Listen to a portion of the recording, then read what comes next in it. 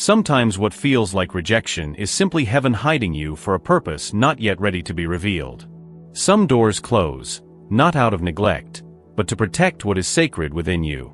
Some losses feel like the end, but they're only the beginning of something no one else can yet see.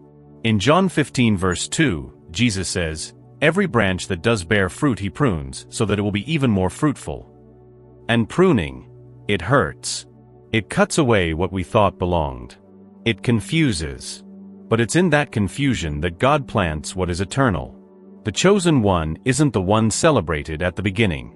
It's the one who remains faithful while being hidden, while everyone else assumes they've been forgotten. Isolation is a spiritual code that separates the ordinary from the consecrated. And the deeper the calling, the quieter the process. God hides not to deny, but to form. Because some destinies can only be activated when the heart learns to trust, even when it has no answers. Transforming isolation into intimacy doesn't start with noise. It starts with surrender. When everything goes silent, what remains is your willingness to listen. And listening to God requires presence. Choose a consistent time of day. A moment that's yours alone. Not to ask, just to be. To sit before God and say, "Speak, Lord, your servant is listening." That's when silence becomes a sanctuary. The pain you carry, loss, rejection, fatigue, can become an offering. Not to erase the past, but to let the Spirit shape it into something new, something holy.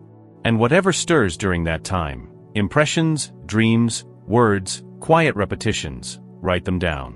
What seems vague in isolation today may become clear direction tomorrow. This is not just a practice. It's alignment. It's where your soul finds its rhythm with heaven. And then, isolation begins to sound like calling. God's silence is not absence. It's language. And learning to hear Him in that language requires a heart willing to stay when everything else goes quiet. Billy Graham said, "God uses silence to teach us the sound of obedience."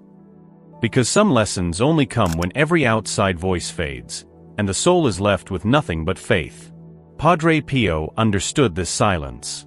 He said, "God isolates us like the potter covers the piece still wet, so that it may take shape without being touched by impure hands."